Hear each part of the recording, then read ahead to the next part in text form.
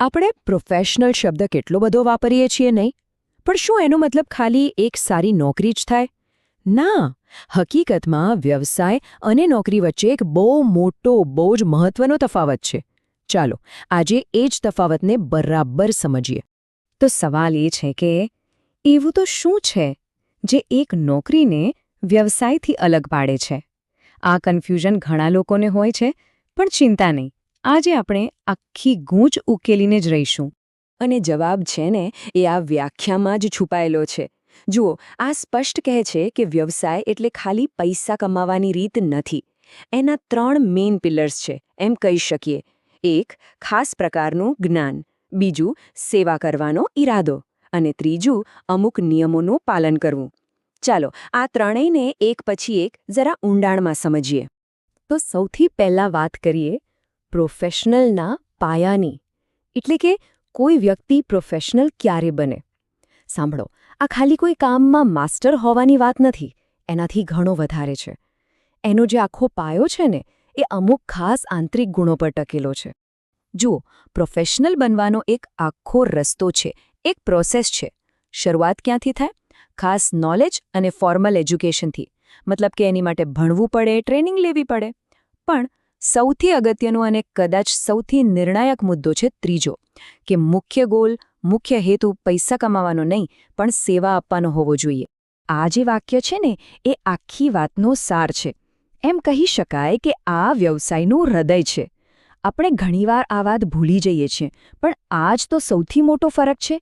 પ્રોફેશનનો પાયો પ્રોફિટ પર નહીં, પણ સર્વિસ એટલે કે સેવાની ભાવના પર છે. પૈસા તો મળે, પણ એ સેવાનો બાય પ્રોડક્ટ છે, મુખ્ય ઉદ્દેશ્ય નથી. બસ આ એક વિચાર જ નોકરી અને વ્યવસાયને સાવ અલગ કરી દે છે. ઓકે, તો જ્ઞાન અને સેવાની ભાવનાની વાત તો થઈ, પણ કોઈ પ્રોફેશનલ એકલો નથી હોતો, ખબર છે? એની ઉપર એક આખું સ્ટ્રક્ચર હોય છે, એક માળખું, જે એના કામને કંટ્રોલ કરે છે. ચાલો જોઈએ કે આ માળખું કેવું હોય છે. અને આ બહુ ઇન્ટરેસ્ટિંગ છે. દરેક પ્રોફેશનલની ઉપર એક સંસ્થા હોય છે. જેમ કે ડોક્ટરો માટે મેડિકલ કાઉન્સિલ હોય, વકીલો માટે બાર કાઉન્સિલ. આ સંસ્થાઓ નિયમો બનાવે છે, એક કોડ ઓફ કન્ડક્ટ બનાવે છે, અને એને ફોલો કરવું ફરજિયાત છે. આ જ નિયમોને કારણે ક્વોલિટી અને એકાઉન્ટેબિલિટી જળવાઈ રહે છે. અને હા, એક બીજી વાત, પ્રોફેશનમાં પૈસાનું વળતર ફિક્સ નથી હોતું. અને આ એક બહુ મોટો ફાઇનાન્શિયલ ડિફરન્સ છે. જોબમાં શું હોય? દર મહિને ફિક્સ પગાર આવી જાય, બરાબર? પણ પ્રોફેશનમાં એવું નથી. અહીં આવક સીધી તમારી સેવા અને તમારા ક્લાયન્ટ્સ પર આધાર રાખે છે. આ ફી બેઝડ મોડલ છે.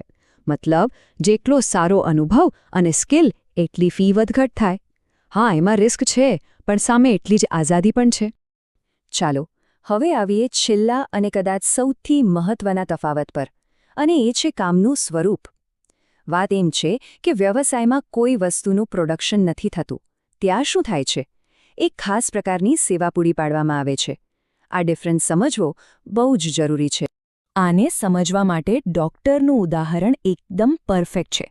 વિચારો, એક જ ડૉક્ટર પ્રોફેશનલ પણ હોઈ શકે અને નોકરી પણ કરી શકે.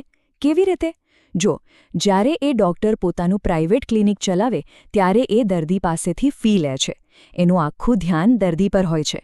પણ એ જ ડૉક્ટર જ્યારે કોઈ મોટી હોસ્પિટલમાં નોકરી કરે ત્યારે એને પગાર મળે છે, અને ત્યારે એની પ્રાયોરિટી હોસ્પિટલના નિયમો અને ફરજો બની જાય છે. જોયું?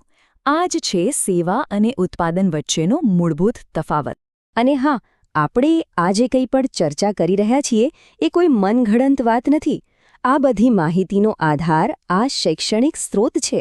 આમાં વ્યવસાયની આ બધી લાક્ષણિકતાઓ એકદમ સ્પષ્ટ રીતે સમજાવવામાં આવી છે. તો ચાલો ફટાફટ આખી વાતને સમરાઇઝ કરી લઈએ. નોકરી અને વ્યવસાય વચ્ચે મુખ્ય તફાવત શું? 4 મુદ્દા. પહેલું, જ્ઞાન, જે સ્પેશિયલાઇઝ્ડ અને ફોર્મલ હોય. બીજું, હેતુ, જે સેવાનો હોય. ત્રીજું, માળખું, એટલે કે એક સંસ્થાનું નિયંત્રણ. અને ચોથું, ચૂકવણી, જે પગાર નહીં પણ ફી હોય. બસ આ 4 પોઈન્ટ્સ યાદ રાખો એટલે બધું ક્લિયર. અને હવે અંતમાં એક સવાલ જે આપણને વિચારતા કરી દે. આજે આપણે વ્યવસાયનો ક્લાસિક અર્થ તો સમજી લીધો, પણ ભવિષ્યનું શું? જ્યારે ઓટોમેશન અને એઆઈ આપણા ઘણા બધા કામો કરવા લાગશે ત્યારે પ્રોફેશનનો મતલબ શું બદલાઈ જશે? એવી કઈ ખાસ માનવીય સ્કિલ્સ હશે જે મશીનો ક્યારેય કોપી નહીં કરી શકે અને જે આવનારા સમયના પ્રોફેશન્સનો પાયો બનશે? આ સવાલ પર વિચારવા જેવું ખરું.